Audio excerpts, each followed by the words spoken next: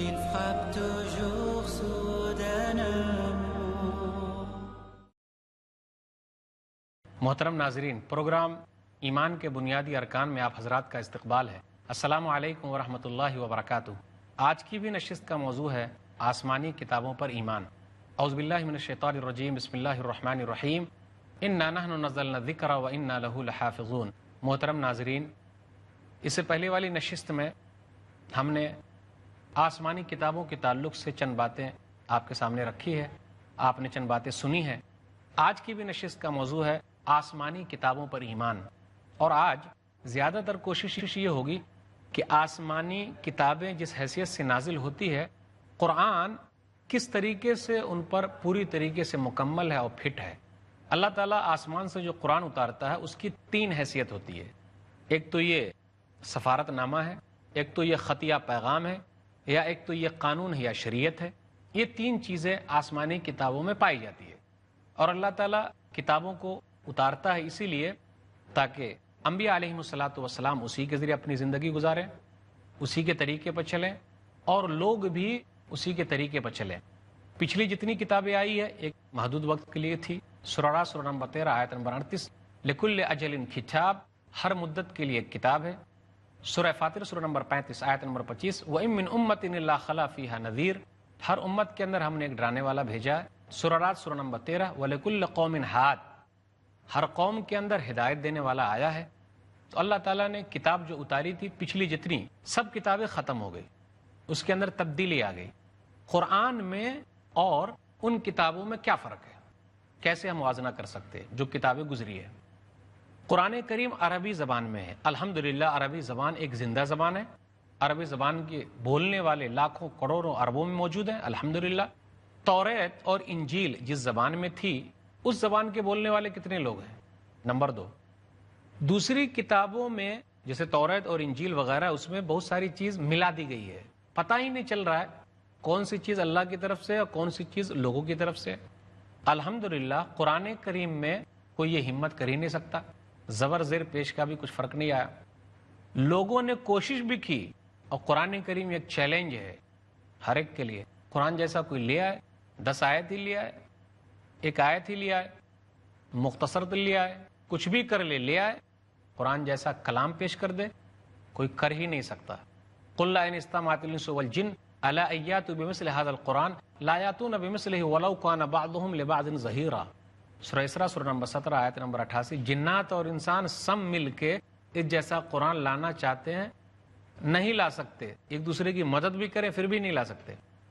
قرآن کی ایک سورہ ہے سورہ فیل، فیل مانے ہاتھی، یعنی قرآن کریم میں ہاتھی کے نام کی بھی ایک سورہ ہے، یعنی جانوروں کے تعلق سے بھی چیز اس کے اندر موجود ہے۔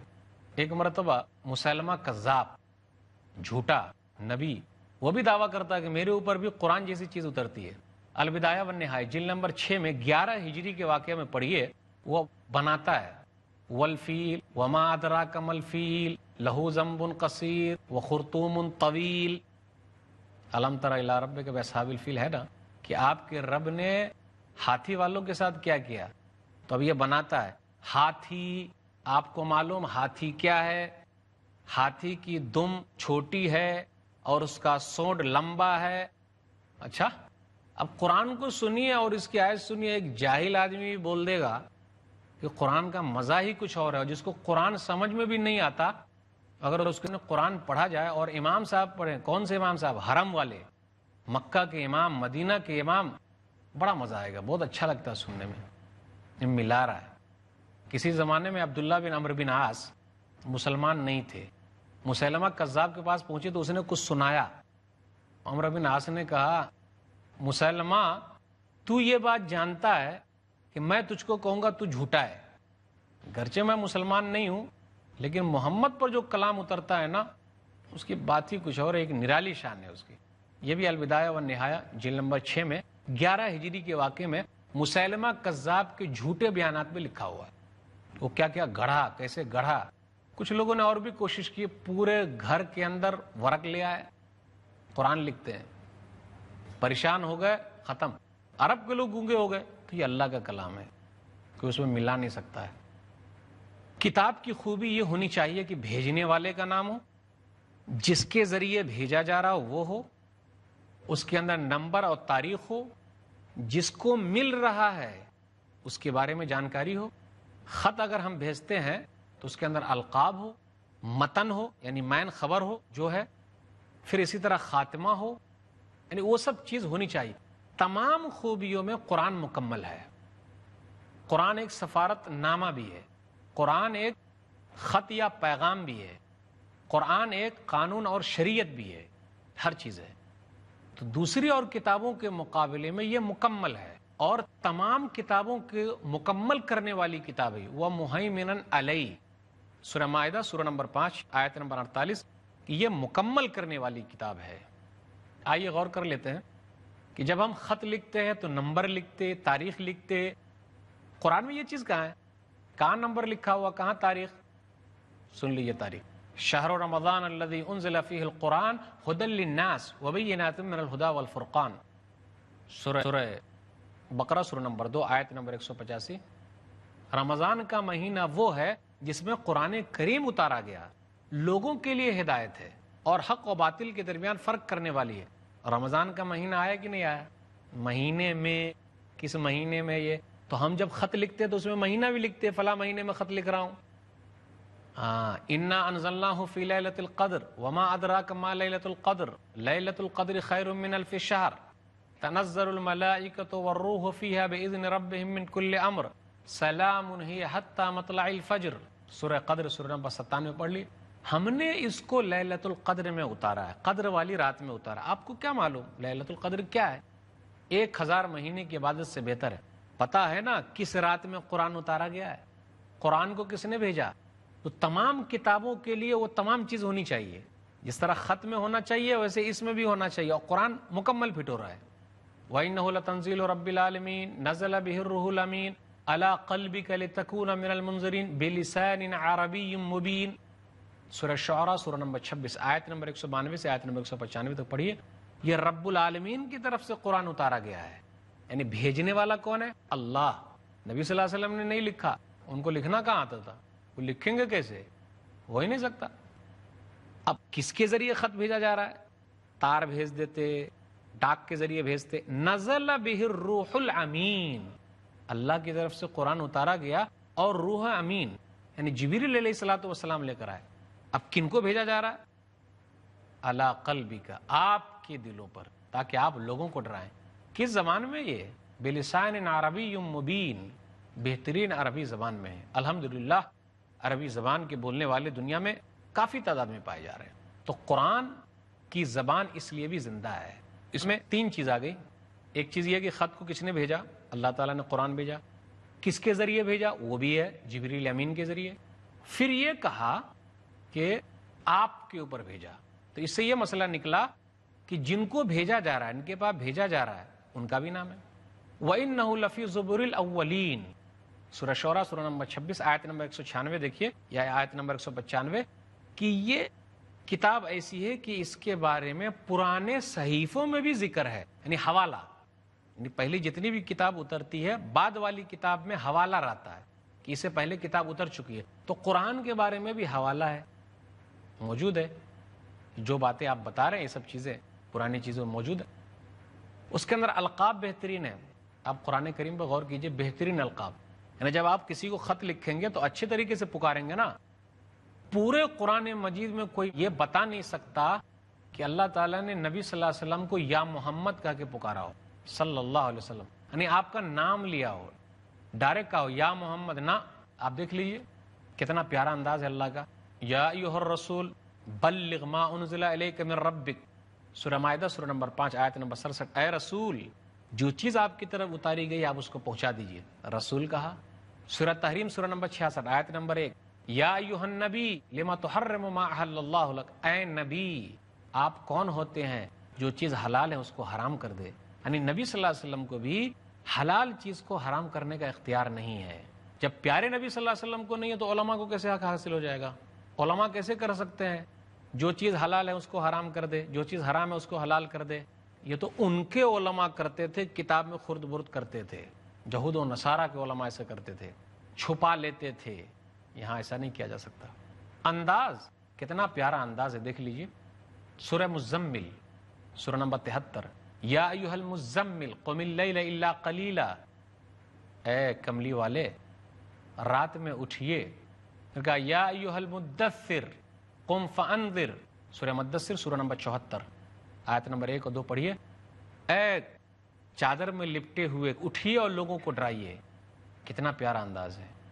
تو کتاب جب اللہ کی طرف سے اتاری جاتی ہے تو 3 چیز اس کے اندر ہونی چاہیے، خط یا پیغام ہو، سفارت نامہ ہو، یا قانون اور شریعت ہو۔ الحمدللہ قرآن کریم ان تمام شرطوں پر مکمل ہے۔ ناظرین کرام، یہ سلسلہ چلتا رہے گا، تھوڑی دیر کے لیے رکتے ہیں، انشاءاللہ پھر آپ سے ملاقات ہوگی۔ السلام علیکم ورحمۃ اللہ وبرکاتہ۔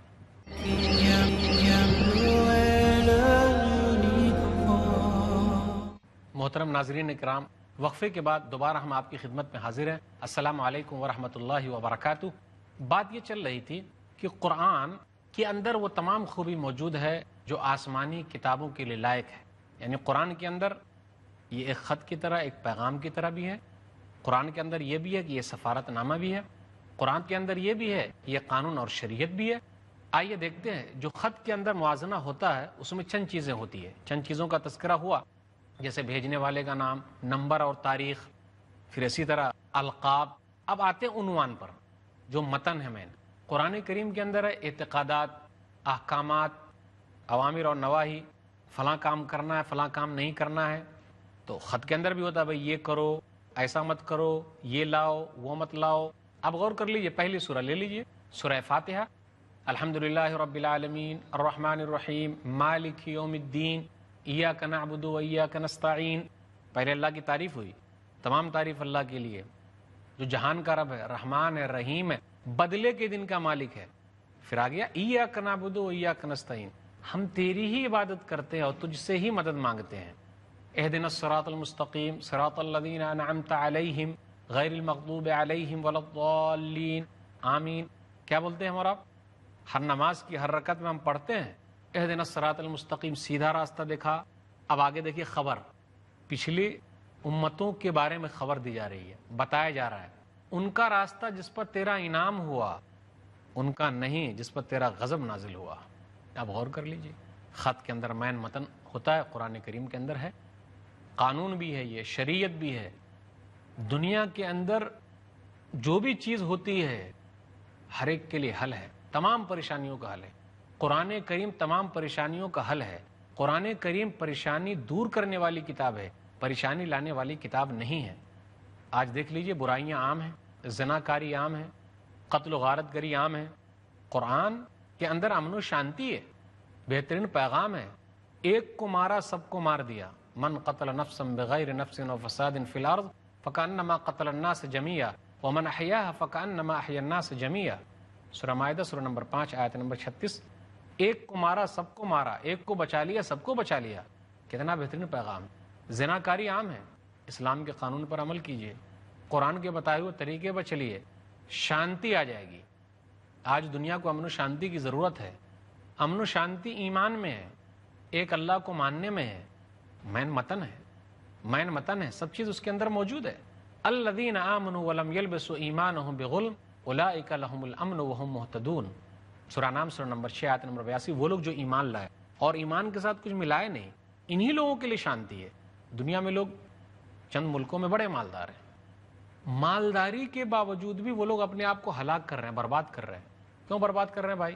سکون نہیں ہے، شانتی نہیں ہے۔ سکون اور شانتی قرآن میں ہے، الا بذکر اللہ تطمئن القلوب، یہی مین متن ہے، یہ عنوان ہے۔ سورہ راس سورہ نمبر 13 آیت نمبر 28۔ سنو، اللہ کی یاد ہی سے دلوں کو اطمینان ملتا ہے، نہ دولت سے، نہ دنیا سے، نہ گھر آباد کرنے سے، نہ دولت سے، نہ دنیا سے، نہ گھر آباد کرنے سے، تسلی دل کو ملتی ہے خدا کو یاد کرنے سے۔ پیغام قرآن کریم کے اندر ہے، دیکھ لیجئے، آئیے سمجھیے۔ پڑوسی کا حق ادا کرنا ہے، ماں باپ کا حق ادا کرنا، یہ نہیں ماں باپ کو اولڈ ایج ہوم میں لے جا کے چھوڑ دیں، وہ سرکار کے سہارے چلیں۔ جب ہم بچے تھے تو ماں باپ نے ہمیں پالا پوسا ہے، آج ہمارے ماں باپ کو ہماری سہارے کی ضرورت ہے تو ہم ان کو دوسرے کے سہارے پہ چھوڑا ہے؟ جی نہیں، قرآن میں ہے، کون سی چیز ہے جو نہیں ہے؟ ہر بھلائی ہر خوبی اس کے اندر موجود ہے۔ اس لیے لوگوں کو چاہیے کہ قرآن کریم کو پکڑیں، ان کی طرف آئیں، مین متن کو سمجھیں۔ اب خط کے اندر یہ ہوتا ہے نا کہ بھئی خط کا خاتمہ بھی ہونا چاہیے، الیوم اکملت لکم دینکم واتممت علیکم نعمتی ورضیت لکم الاسلام دینا، سورہ مائدہ سورہ نمبر 5 آیت نمبر 3۔ آج کے دن ہم نے دین کو مکمل کر دیا، نعمتیں پوری کر دی، اور اسلام کو بحیثیت دین پسند کر کے ہم راضی ہو گئے۔ خاتمہ مکمل ہو گیا۔ اب اس کے اندر کوئی آدمی نہ کچھ گھسا سکتا ہے نہ نکال سکتا ہے، کوئی کوشش بھی کر لے ہو ہی نہیں سکتا۔ بڑے افسوس کے ساتھ کہنا پڑتا ہے، جہاں ہم کو یہ کہا گیا کہ کچھ نہیں کرنا ہے وہیں کچھ کرنے کے لیے تیار ہو جاتے، اور جہاں کہا گیا کہ کرو وہاں کچھ کر ہی نہیں رہے۔ دین میں کچھ نہیں کرنا ہے وہ چیز مکمل ہے، دنیا میں کرنا ہے وہ چیز ہم کر ہی نہیں رہے۔ بھئی آپ لائٹ بنائیے، پنکھے بنائیے، گاڑی بنائیے، ہوائی جہاز بنائیے، یہ سب بدعت چلے گی، کوئی مسئلہ نہیں، لیکن دین کے اندر کوئی چیز گھسانا نہیں، مکمل ہے، کوئی چیز کرنے کی ضرورت نہیں۔ پھر خاتمہ بھی ہوتا ہے، سبحان ربک رب العزت عما یصفون وسلام علی المرسلین والحمد للہ رب العالمین، یہ بھی آیا سورہ صافات سورہ نمبر 37 آیت نمبر 180 سے 182 تک پڑھیے۔ پاک ہے وہ ذات، عزت والا رب ہے، جو وہ لوگ بیان کر رہے ہیں اللہ تعالیٰ اس سے پاک ہے، تمام تعریف اللہ ہی کے لیے ہے، اور جو فرشتے بھیجے گئے اس کے اوپر سلامتی ہے۔ سوال یہ ہے کہ اگر پچھلی کتابوں میں کوئی چیز صحیح ہو، توحید پر ہو، بہترین ہو، قرآن کے حساب سے ملے، تو بطور دلیل نہیں، بطور دکھانے کے، یعنی کسی کو بتانے کے، ان کی کتابوں کا استعمال کیا جا سکتا ہے، دکھایا جا سکتا ہے۔ مثال کے طور پر ایک حدیث کے اندر آیا، صحیح مسلم کتاب الحدود کتاب نمبر 29 حدیث نمبر 1699، پھر حدیث نمبر 1700 بھی ہے کہ ایک یہودی مرد اور ایک یہودی عورت نے زنا کیا، نبی صلی اللہ علیہ وسلم کے پاس آئے تو نبی صلی اللہ علیہ وسلم نے فرمایا، کیا تم زنا کے بارے میں اپنی کتاب میں کچھ پاتے ہو؟ ان لوگوں نے یہ کہا کہ ہم یہ پاتے ہیں کہ چہرے کو کالا کر دیا جائے، گھمایا جائے۔ تو نبی صلی اللہ علیہ وسلم نے کیا فرمایا، فاتو بالتورات ان کنتم صادقین، توریت لے کر آ جاؤ اگر تم لوگ اپنی بات میں سچے ہو۔ توریت لے کر آئے۔ دیکھیے، کوئی چیز بتانے کے لیے ان کی کتاب منگا سکتے، دلیل کے طور پر نہیں، سپورٹ کے طور پر، کہ ہاں بھئی یہ چیز ہمارے یہاں بھی ہے، آپ کے یہاں بھی ہے، تو جو چیز خوبی والی ہے اس کو بیان کر سکتے، جو چیز اچھی ہے اس کو لا سکتے آگے۔ توریت لے کر آ گئے۔ اب توریت کے اندر لکھا ہوا تھا جو زنا کرے گا شادی شدہ اس کو رجم کرنے کا، پتھر مار کے ہلاک کرنے کا۔ تو جہاں پر وہ آیت آئی جو مقصد تھا رجم کا، وہاں پر پڑھنے والے نے انگلی رکھ دی، ہاتھ رکھ دیا۔ عبداللہ بن سلام رضی اللہ تعالیٰ عنہ جو یہودی تھے، بڑے عالم تھے یہودیوں کے، وہ بیٹھے ہوئے تھے۔ انہوں نے کہا نبی صلی اللہ علیہ وسلم سے، یہ ہاتھ کیوں رکھے ہوا؟ اس کو کہیے کہ ہاتھ اوپر اٹھائے۔ تو وہ ہاتھ کے نیچے، انگلی کے نیچے وہی آیت تھی کہ بھائی جو لوگ اس طریقے سے کرے، شادی شدہ مرد ہیں، عورت ہیں، تو ان کو سنسار کر دیا جائے، پتھر مار کر ہلاک کر دیا جائے۔ وہ چھپائے ہوا تھا، تو بتانے کے لیے کہ یہ چیز آپ کے یہاں بھی ہے، کتاب منگوائی جا سکتی ہے، کوئی حرج کی بات نہیں ہے۔ پھر وہ کہنے لگے، اصل میں کیا ہوا، زناکاری بہت بڑھ گئی، بڑے بڑے لوگ زنا کرنے لگے، غلط کام کرنے لگے، بلاತ್ಕಾری میں آگے آ گئے۔ تو کیا ہوا، یہ قانون کو ہم لوگوں نے سمیٹ دیا غریبوں پر، یعنی غریبوں پر یہ سب کچھ لوگ تھوپ دیتے۔ غریب نے کیا، کمزور نے کیا، اس پر قانون لاگو کر دیا کہ یہ زنا کیا تو اس کو رجم کیا جائے، اور مالدار نے کیا، پیسے والے نے کیا، شریف لوگوں نے کیا، جو اپنے آپ کو بڑے شریف بنتے ہیں، بڑے خاندان والے بنتے ہیں، تو ان کے لیے کوئی قانون نہیں۔ آج وہی چل رہا ہے، اندھا راج ہے، جو لاٹھی والا اسی کے بھینس ہے۔ ایسا نہیں ہوگا، اسلام کے اندر وہ سب نہیں ہے۔ جو بھی رہے گا، غلط کام کرے گا، چاہے بڑا ہو یا چھوٹا، ہر ایک کو پکڑا جائے گا۔ کاش کہ یہ قانون نافذ ہو جائے تو شانتی آ جائے۔ چوری کوئی بھی کرے، چاہے بڑا ہو یا چھوٹا، سب کو پکڑا جائے۔ نبی صلی اللہ علیہ وسلم نے اس لیے کہا تھا کہ اگر میری بیٹی فاطمہ بھی چوری کرے گی تو ختم، ان کا ہاتھ کاٹ دوں گا۔ صحیح بخاری کتاب المغازی کتاب نمبر 64 میں یہ حدیث ہے، فاطمہ بنت محمد گر اگر چوری کرے، عدل کا دستور ہے کہ ہاتھ کاٹا جائے گا۔ دوسری کتابوں سے ہم وہ چیز لے سکتے ہیں جو ہماری کتابوں میں بھی ہے، دلیل کے طور پر نہیں، ملانے کے طور پر۔ جیسے ہمارے یہاں بھی روزہ رکھنا ہے، ان کے یہاں بھی روزہ رکھنا ہے۔ ایک آیت کے اندر آیا، یا ایھا الذین آمنوا کتب علیکم الصیام کما کتب علی الذین من قبلکم لعلکم تتقون، سورہ بقرہ سورہ نمبر 2 آیت نمبر 182۔ اے ایمان والو، تم پر روزے فرض کیے گئے جیسا کہ پچھلے والے لوگوں پر روزے فرض تھے، شاید کہ تم لوگ نیک بن جاؤ۔ تو روزہ یہاں بھی ہے، وہاں بھی ہے، نماز یہاں بھی ہے، وہاں بھی ہے، تو دکھانے کے لیے کر سکتے۔ سورہ مائدہ سورہ نمبر 5 آیت نمبر 45، وَكَتَبْنَا عَلَيْهِمْ فِيهَا أَنَّ النَّفْسَ بِالنَّفْسِ وَالْعَيْنَ بِالْعَيْنِ وَالْأَنْفَ بِالْأَنْفِ وَالْأُذُنَ بِالْأُذُنِ وَالسِّنَّ بِالسِّنِّ وَالْجُرُوحَ قِصَاصٌ فَمَنْ تَصَدَّقَ بِفَارَةِ اللَّهِ وَمَنْ لَمْ يَحْكُمْ بِمَا أَنزَلَ اللَّهُ فَأُولَٰئِكَ هُمُ الْكَافِرُونَ۔ ہم نے لکھ دیا ہے جان کے بدلے جان، پھر اس میں وہی ہے، آنکھ ہے، کان ہے، ناک ہے، سب کے بدلے بدلہ، تو وہاں بھی ہے، یہاں بھی ہے، اس کو لاگو کیا جائے۔ کیوں لاگو نہیں کرتے؟ کیوں نافذ نہیں کرتے؟ اگر نافذ ہو جائے، دنیا کے اندر آ جائے، تو امن و شانتی پھیل جائے۔